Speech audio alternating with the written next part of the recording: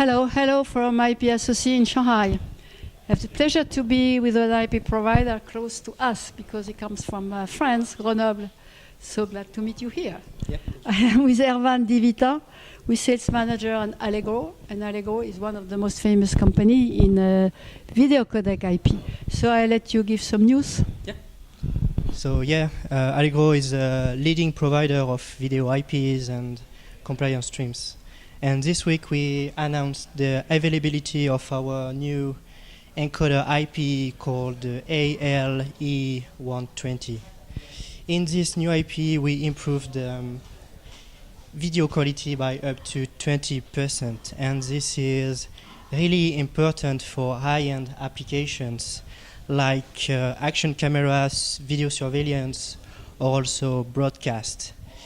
In this IP, we also developed the scalable HEVC feature, also known as SHVC. Basically, scalable HEVC is the way of encoding two layers which may have different resolutions, and this can bring these two layers are merged into one single stream, and this can bring significant bitrate saving. So that's an important thing. We kept the same spirit as we were developing the previous codecs. We kept the multi-format and multi-core architecture. So the multi-format thing basically means that we use resource sharing between all our codecs supported. That's why we are able to provide basically HEVC, AVC, VP9, and JPEG codecs with minimized silicon area, but also an optimized power consumption. We also kept, as I was saying, the multi-core architecture where we are able to provide an optimal solution for lower resolutions, but also to scale up the number of cores in order to provide high-end products like 8K and so on.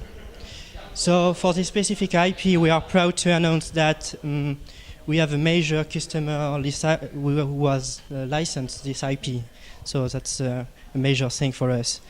And while we are promoting this ALE120 IP, we are actively developing our next generation of IP, encoder IP, and it will include the AV1 codec developed by the Alliance for Open Media.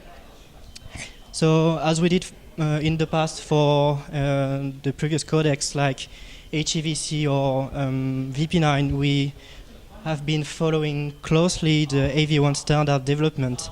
And by the way, we announced this week as well that our compliance streams are now available in AV1 as well. So we have a new test suite for that. So the next step for us is to develop an encoder for AV1, and still we will keep the same approach in order to minimize the silicon area and do the true multi-format architecture as we did in the past.